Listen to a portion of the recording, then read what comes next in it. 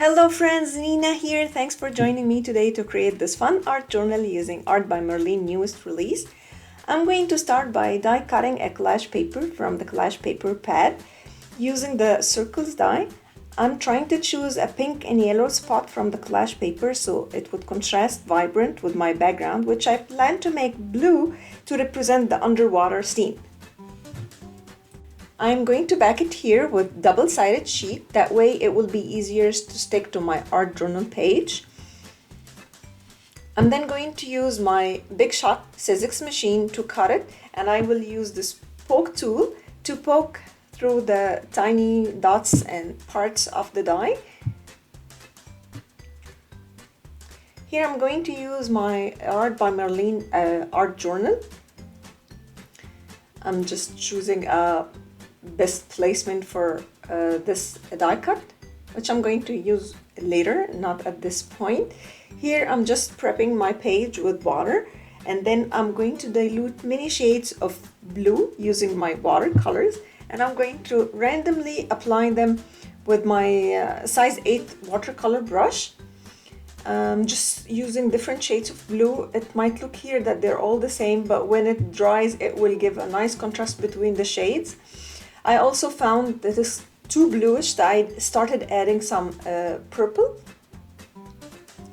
And the mermaid and the fish that I'm going to use later on the background have a hint of purple, so I thought this is going to be a nice contrast between them both. I'm really diluting the colors with water so they will sort of be transparent and they blend easier together. Once it dries, it will give this homogeneous, nice effect. Look how nice the color is.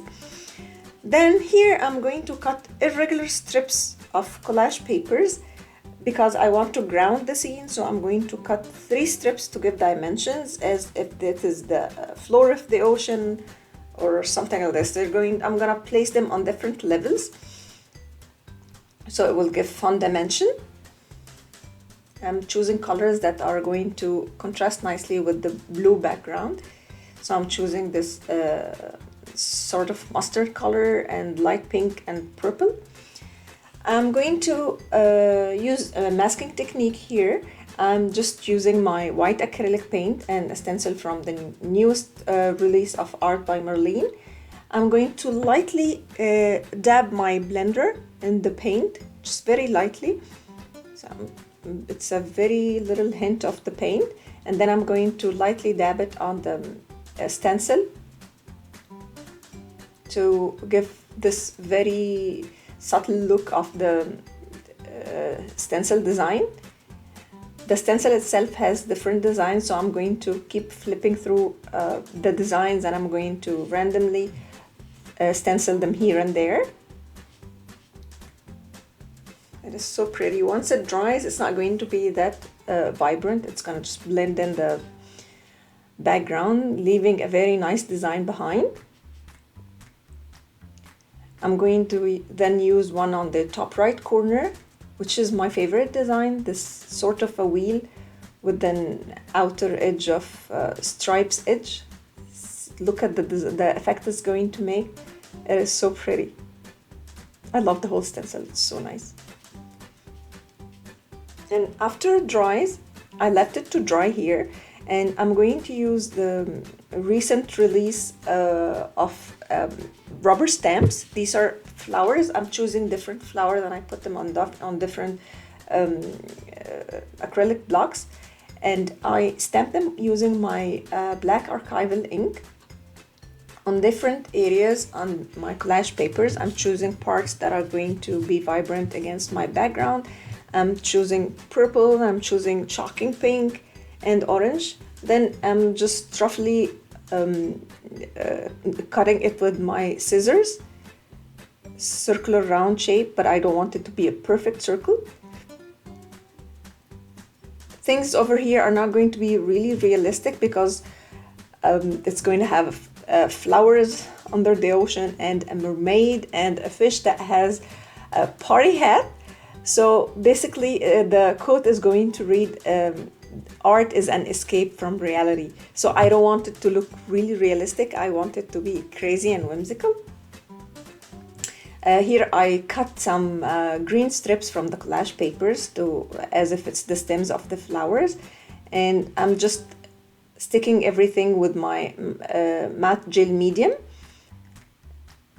Before sticking any flower, I was applying this dark shade of blue from archival ink to give a dimension behind each flower and to make it pop a little more. And then with my matte gel medium, I'm applying it directly with a dry brush. I'm going to stick these three-dimensional strips. I'm going to attach the first two. They're going to be on different layers, different heights. First, the first one, and then a little lower than it. It's going to be the next layer, and then the other one is going to be way lower. I'm going to attach the first two, and then I'm going to attach my mermaid because I want her tail to be between the first two layers, the first front layers. Here I'm applying my matte gel medium to the mermaid, and then I'm going to stick her on the background directly.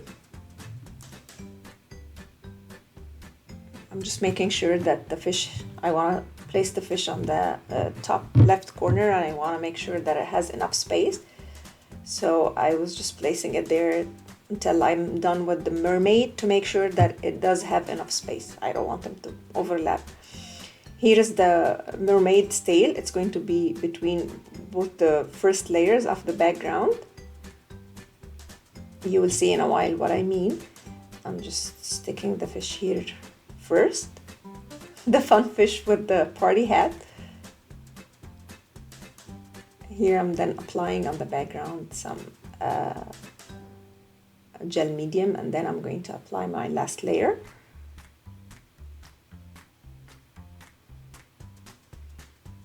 So the mermaid tail will be between the first top layers, and it will look like as if she's in between these waves or floor hills of the ocean. And then I'm going to take this first, the cut that we created at the beginning of the video, and see how easy it is to remove the backing of the double-sided sheet. And simply I'm just cutting it with my hand. I don't want it to be regular, or I want everything to look crazy and random. See, I'm just going to apply it here and there in different areas on the background to give some texture and interest. It also gave the look of being bubbles, and then it gave me an idea that I can actually add bubbles that I got from another set of Lawn Fawn.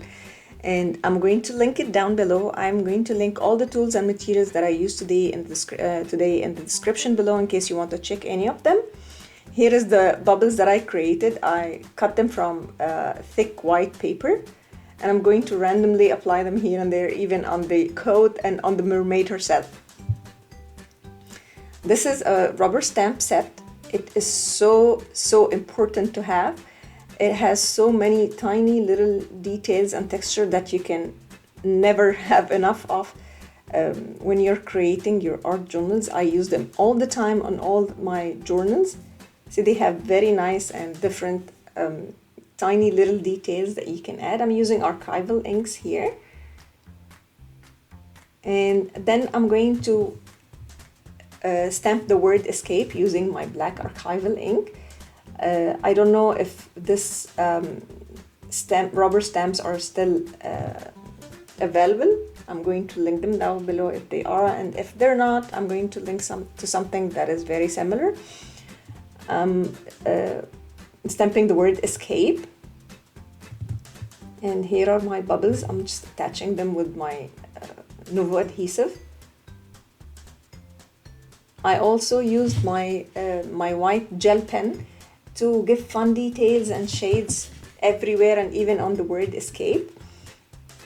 And this is my sticker pad. It has the quotes ready for you, and I'm just going to cut out the word escape. So it's going to read, the art is an escape from reality. is so much fun. All the products are amazing. They're just making your life easy, and you just stick the